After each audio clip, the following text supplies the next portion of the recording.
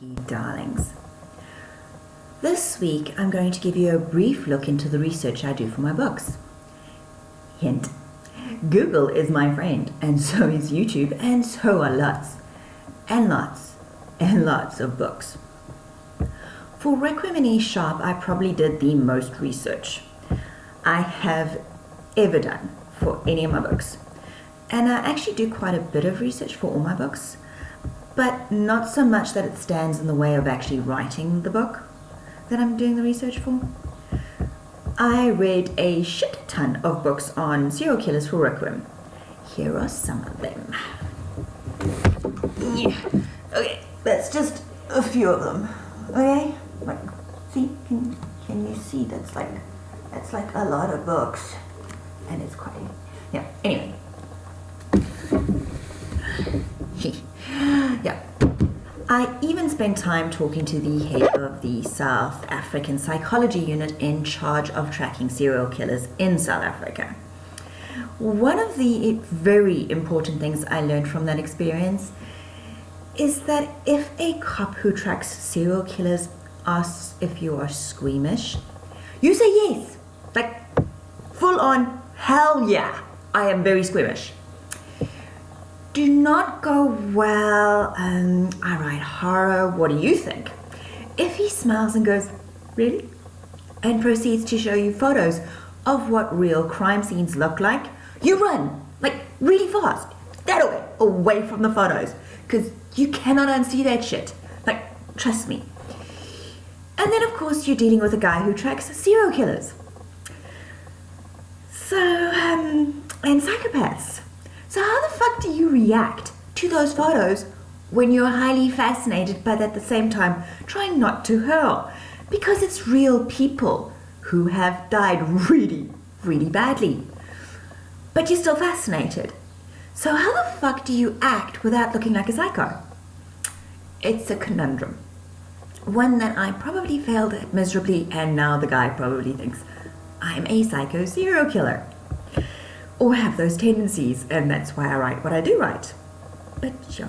Anyway, that's probably a topic for another day. Yeah. Anyway, the research I did for Fury, while less intense, was also pretty disturbing.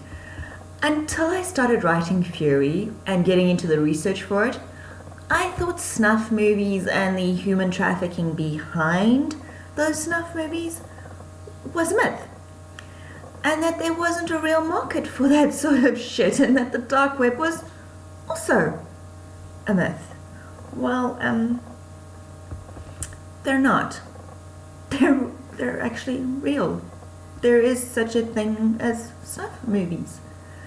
And there really are seriously sick people who kidnap girls and kill them in front of the camera for a bunch of assholes who then jerk off to those girls being killed. Yeah, it's a reality, one that I wish I did not know about, but now I do, and sorry, so do you. My bad. Anyway, South Africa is also one of the main places where it happens. Apparently, South Africa is a great place to make snuff movies. Yeah, who knew? And apparently the Bulgarian mob are the ones who run the whole show. So who knew the Bulgarian mob actually existed? But they do. You know, I mean, we knew about the Yakuza and the Italian mob and the Russian mob, and, you know, we thought that was pretty much it, but no. There's also such a thing as the Bulgarian mob, and they're apparently far worse than all the other groups put together. So that's kind of scary. But anyway, the Bulgarians make fuckloads of money running their operations from South Africa and streaming the brutal deaths of these poor women via the dark web. So that was fun. Not really.